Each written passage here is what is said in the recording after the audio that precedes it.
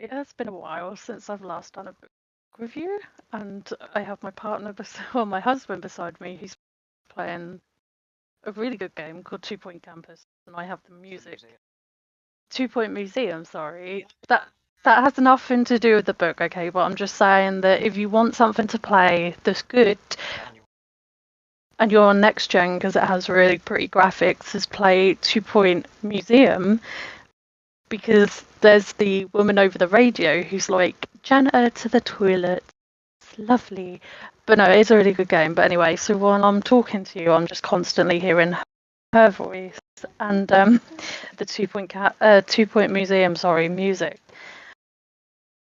So yeah, I'm not going to be in the video of this one just because when I feel like rubbish, mentally and physically, and when my chronic illness flares up, I do not want to physically be in a video, hence why I am so grateful to meet my husband who knows how to do it where I do not need to be in the video and we can just have a picture instead.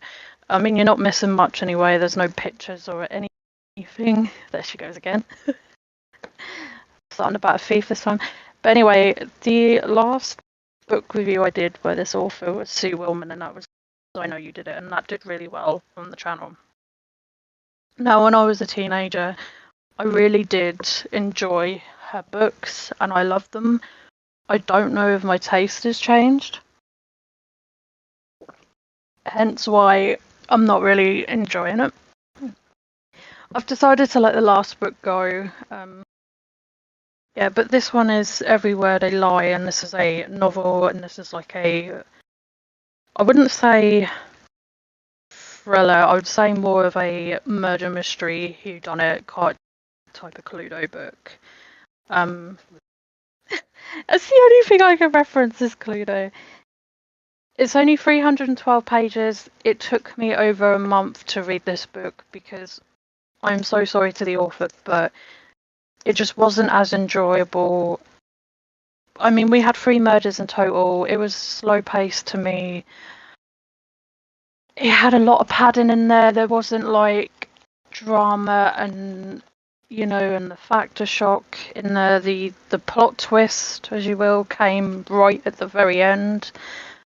But yeah, as always, I will read you the back. So, friends Amy and Stan, Amy's the main character, get revenge on their prankster friend Holly by sending fake messages from her crush. But then Holly ends up dead, and the catfish killer is just getting started.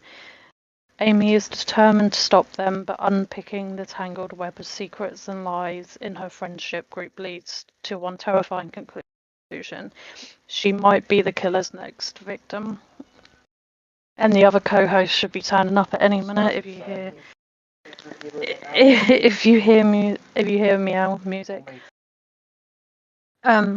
So yeah, so basically this book started off as Holly pranked Amy and Stan to do some litter picking at school, and they then decided to prank Holly back by setting her up with Liam Henderson, I think, which he's basically a well-known sports player of some sort. I can't remember the detail, but only she was never going to meet with Liam Henderson because they have this thing called Bubble Squeak, and they ended up doing it through that, and they managed to set up a fake date, and she went to it. But the only thing is, when she went to the fake date, as you will, she ended up getting murdered instead. So that was the first victim, and she got hit by, I think it was like some sort of tree branch or something. If I'm getting this wrong, put something in the comments. I try my best with the book reviews, but I do have a learning disability, so I end up sometimes getting it muddled up. If I may add, as a note, she did not give a fuck about this book. She repeatedly was going, fuck, I hate this book. I can't be asked to read it. I want to give a fuck. Okay, for those of you who heard that, I made a promise to my mother, and my promise to my mother was that I had to read my books at least once in order to let them go, unless any books that I had after her passing that I bought with my own money, I can obviously do what I want with. But But yeah, any books that she bought me, I kind of had promised that I'd read every single book. And actually, now that I think about it, I bought this with my own money out of Asda for like £4.50. Yeah, but anyway, getting back to it, we then have Kirsten. I always get that confused. I think it's Kirsten. But she's our next victim to be murdered, and I can't exactly remember how she was murdered, because as I say, I really didn't care for this book. There's just so much bloody pattern. Yeah, but in between all of this, Amy keeps getting really creepy messages like enjoying the Canberry Club, Amy, not somewhere you usually go, but you fit right in and you look stunning in that green scarf. So it's like really creepy messages from the killer as well. And after all that, Rory is our third and final murdered victim. I think he got stabbed or something like that, and that was only because he knew who the killer was. He also saw the killer on the night of I think it was Kristen's murder. So because he had information, obviously he had to die. Now, it did keep me guessing because there was a part of me that thought to begin with that the murderer would have been Stan, because he was acting very suspicious. My next guess was Cooper because he was A, an asshole, and B, he said the exact same thing as Amy had in one of her messages where it was like, I'll see you tonight, which I thought was really a coincidence, but it was only a coincidence. So yeah, so that was a bit kind of creepy. That was my second suspect. And then we get to the last 20 pages of the book where the penny drops, and it is actually Amy's brother, Harry.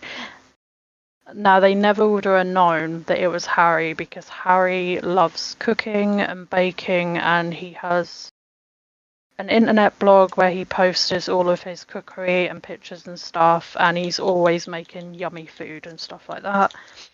But it turns out that basically Harry had accidentally killed Holly and realised he was getting a kick out of killing, and then went on to kill Kristen, I think. We'll just call her Kay. Went on to kill Kay, and then found it really exhilarating, or whatever the fuck that word is, and then killed Rory, and then at the end of the book, he then tries to kill Stan, but fails to kill Stan because obviously Amy gets in the way, and she figures it out all because he got sloppy towards the end, and he lent Amy his jacket where he'd kept like trinkets, so like Holly's bracelet and Kay's like enamel pin of some sort. I think it was shoes. Don't think he kept anything of Rory's, or he might have done. But yeah, so then Amy gets in the way, and obviously the police turn up. She made a call to the police, and they just turn up and then realise they section him and arrest him. That's basically the story of the book, is just who's the killer and who's these people dying and having memorial things. I'm going to give this 3 stars out of 5. I can't go any higher than that. I'm not going to keep this book. I don't know what it is. It was just very slow, very padded. I wish I could paint it in a better light, but yeah, if there's anything you want to add, then drop it into the comments. And thank you for watching. Yeah.